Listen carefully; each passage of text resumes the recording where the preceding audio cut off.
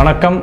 கிரிப்டோவோட part 2, கிரிப்டோவோட part 1 பார்த்தோம். கிரிப்டோவோட part 2ல நம்ம இப்போ என்ன பார்க்க போறோம்னா இதோட அட்வான்டேஜஸ் அண்ட் டிஸ்அட்வான்டேஜஸ்.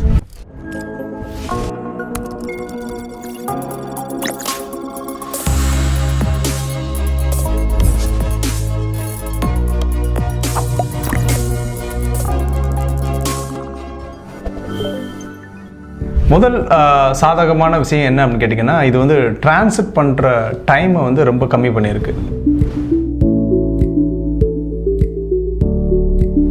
இப்போ உதாரணத்துக்கு நம்ம பேங்க்கில் போய் ஒரு ட்ரான்ஸ்ஃபர் பண்ணுறோம், வெளிநாட்டுக்கு ஏதோ ஒரு பணம் அனுப்புகிறோம்னா 2-3 நாள் ஆகும் அந்த பணம் வந்து அடுத்தவங்களுக்கு போய் சேர்றதுக்கு. இது ஃப்ராக்ஷன் ஆஃப் செகண்ட் அண்ட் மினிட்ஸுக்குள்ளே போயிடுது, அவங்களோட வேலைகளை பார்க்க முடியுது. நம்பர் 1. நம்பர் 2, எந்த கவர்மெண்ட்டும் இதை வந்து ஓன் பண்ணலை. உதாரணத்துக்கு இது US டாலர்னா US கவர்மெண்ட்டு, இப்போ நம்ம ருபினா இந்தியன் கவர்மெண்ட்டு. ஸோ அது மாதிரி எந்த ஒரு கவர்மெண்ட்டும் இதை ஓன் பண்ணாதனால நீங்கள் ஒரே கரன்சியை வந்து எங்கே வேணாலும் மாற்றிக்கலாம், எங்கே வேணாலும் எடுத்துகிட்டு போகலாம். 3வது பாயிண்ட் வந்து பார்த்தீங்கன்னா ஒரே கரன்சி. நீங்கள் இந்த கரன்சியை வந்து எந்த நாட்டுக்கு எடுத்துகிட்டு போனாலும் உங்களால் உங்களுக்கு தேவையான சர்வீசஸை பண்ண முடியும். அதுக்கு உதாரணம் வந்து பார்த்தீங்கன்னா, இப்போது நடந்துகிட்டு இருக்க ஆப்கானிஸ்தானில் நடந்துகிட்டு இருக்க விஷயங்கள் தெரியும். இதுவே அவங்க ஆப்கானிஸ்தான் கரன்சி வச்சுருந்தாங்கன்னா இப்போ நீங்கள் வெளியில் கொடுத்தா அதுக்கு என்ன வேல்யூ இருக்குன்னு தெரியும். இதே பிட்காயின் அவங்க வச்சுருந்தாங்கன்னா வேறு ஏதோ ஒரு கண்ட்ரிக்கு போகிறாங்க, ஃப்ரான்ஸுக்கு போகிறாங்க, இல்லை யூஎஸ்க்கு போகிறாங்க அப்படின்னா அவங்களுக்கு ஈக்குவலான வேல்யூ கிடைக்கிறதுக்கான வாய்ப்புகள் இருக்குது. ஆப்கானிஸ்தான் கரன்சி வச்சுருக்கும் போது உங்களுக்கு கண்டிப்பாக கம்மியாக கிடைக்கிறதுக்கான வாய்ப்புகள். இதெல்லாம் ப்ளஸ் பாயிண்ட். 4வது பாயிண்ட் பார்த்தீங்கன்னா, ஃபிசிக்கலாக கேரி பண்ண தேவையில்லை. நிறைய அமௌண்ட் பர்ஸில் வச்சு எடுத்துகிட்டு போகிறதோ இல்லை பேக்கில் வச்சு எடுத்துகிட்டு போகிறதோ தேவையில்லை. 4வதுல வந்து பார்த்தீங்கன்னா என்னென்னா, நம்ம வந்து ஏர்போர்ட்டுக்குலாம் போனால் இவ்வளோ கரன்சி இவ்வளோ அமௌண்ட்டு தான் கொண்டு போகணுன்ற ஒரு லிமிட் இருக்குது. பட் நீங்கள் இது ஃபிசிக்கல் வேலெட்டில் நீங்கள் எடுத்துகிட்டு போனாலும் ஸோ அதை வந்து யாரும் செக் பண்ண போகிறது கிடையாது. நீங்கள் அங்கே போனாலும் உங்களுக்கு எவ்வளோ தேவையோ அந்த லிமிட்டே இல்லாமல் நீங்கள் ஸ்பெண்ட் பண்ண முடியும். 5வது பாயிண்ட் வந்து பார்த்தீங்கன்னா, ஹேக் பண்ணுறதோ இதை திருடுறதோ ரொம்ப சாத்தியமில்லாத விஷயம். ஏன்னா இதோட பிளாக் செயின் கான்செப்டை பற்றி நம்ம ஏற்கனவே வீடியோ போட்டிருக்கோம். ஸோ இது ரொம்ப சாத்தியமில்லாத விஷயம், இது மேஜரான விஷயம். இது 5 பாயிண்ட் வந்து இதுக்கு நல்ல பாசிட்டிவான பாயிண்ட்ஸ் சொல்லலாம். ஓகே, இப்போ நெகட்டிவ் பாயிண்ட்ஸ்னு ஒன்று பார்ப்போம். நெகட்டிவ் பாயிண்ட்ஸ் என்னென்ன இருக்குது அப்படின்றத, மேஜர் நெகட்டிவ் பாயிண்ட்ஸ், அதே மாதிரி 5 பாயிண்ட்ஸ் பார்க்கலாம்.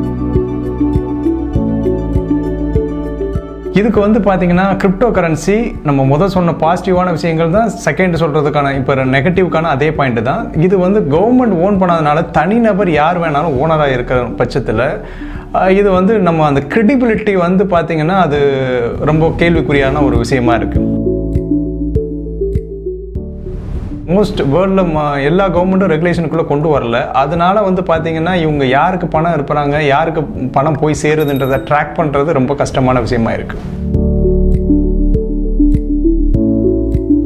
3வது, இது யார் வேணும்னாலும் ஒரு கிரிப்டோவை வந்து பிளாக் செயின் கான்செப்டில் ஒரு காயினை உருவாக்க முடியும், புது கரன்சியில் உருவாக்க முடியும். இது நம்ம இதுக்கு உதாரணம் வந்து பார்த்தீங்கன்னா, இப்போவே வந்து பார்த்தீங்கன்னா நிறைய கிரிப்டோ கரன்சிஸ் உருவாயிருக்கு. இதில் எந்த கரன்சி நல்ல கரன்சி, அது என்னென்ன கான்செப்டில் இயங்குது, அது எல்லாம் உண்மையான்ற ஆராயறதுக்கு சென்ட்ரலைஸ்டாக எதுவுமே ஒரு பாடின்னு ஒன்று கிடையாது, சென்ட்ரலைஸ்ட் ரெகுலேஷன் பாடின்னு எதுவுமே கிடையாது. ஸோ இது நம்பகத்தன்மை கேள்விக்குறியாக இருக்குது. 4வது, இதுக்கு பெரிய ஃபண்டமெண்டல்னு எதுவுமே கிடையாது. இப்போ ஒரு ஸ்டாக்கை வாங்குறோம்னா, ஒரு ஷேரை வாங்குறோம்னா அந்த கம்பெனியோட பின்புலம் என்ன இருக்குது, அதோட ப்ராஃபிட் அண்ட் லாஸ் எல்லாத்தையும் செக் பண்ண முடியும். இல்லை ஒரு நாட்டோட கரன்சினா அந்த கரன்சிக்கான அந்த நாட்டுக்கான ஜிடிபி இல்லை மற்ற ரிப்போர்ட்ஸை வச்சு நம்மளால் கணிக்க முடியும். இது வந்து எந்த விதமான ஃபண்டமெண்டலுமே கிடையாது. சிம்பிளாக சொல்ல போனால் நம்பிக்கையின் பேரில் தான் ஓடுது. டிமாண்ட் அண்ட் சப்ளையை பொறுத்து ஓடிட்டு இருக்கு. இன்னைக்கு ஏறும்னு அதிகப்படியான பேர் நம்பினாங்கன்னா ப்ரைஸ் ஏறும், இன்னைக்கு இறங்கும்னு அதிகப்படியான பேர் நம்பினாங்கன்னா அது எப்படியே இறங்கும்.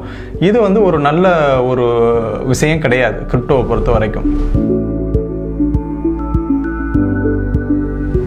5வது பாயிண்ட், மேஜர் பாயிண்ட் என்ன அப்படின்னு பார்த்தீங்கன்னா, இது வந்து வாலட்டிலிட்டி அதிகம். ப்ரைஸ் வந்து பார்த்தீங்கன்னா ஏற்றத்தாழ்வுகளோடு இருக்குது. இப்போ உதாரணத்துக்கு வந்து பார்த்தீங்கன்னா, இப்போ ஒரு சர்வீஸ் யாராவது ஒருத்தர் கொடுக்குறான்னு வச்சுங்களேன். இப்போ ஒருத்தர் சாஃப்ட்வேர் சர்வீஸே கொடுக்குறாரு, ஏதோ ஒரு கண்ட்ரிக்கு சாஃப்ட்வேர் சர்வீஸ் கொடுக்குறாரு. அவர் வந்து ஒரு குறிப்பிட்ட ரேட்டில் கொடுக்குறான்னு வச்சுங்களேன், ஒரு $10,000 கொடுக்குறாரு அப்படின்னா, அந்த $10,000 பிட்காயினை வாங்கும்போது அன்னைக்கு என்ன ரேட்டில் அதிகமாக இருந்தால் பிரச்சனை கிடையாது.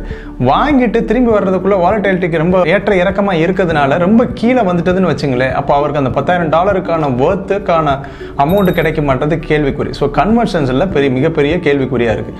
இது 5 பாயிண்ட் தான் இதோட நெகட்டிவ் பாயிண்ட்ஸ். இது இல்லாமல் அடுத்த வீடியோவில் நம்ம வந்து ஒரு கிரிப்டோவில் இன்வெஸ்ட் பண்ணணும் அப்படின்னு நீங்கள் நினச்சிங்கன்னா அந்த கிரிப்டோவில் இன்வெஸ்ட் பண்ணுறதுக்கு முன்னால் என்னென்ன விஷயங்களை நீங்கள் பார்க்கணுன்றதை நெக்ஸ்ட் வீடியோவில் பார்ப்போம். Happy learning, happy investing.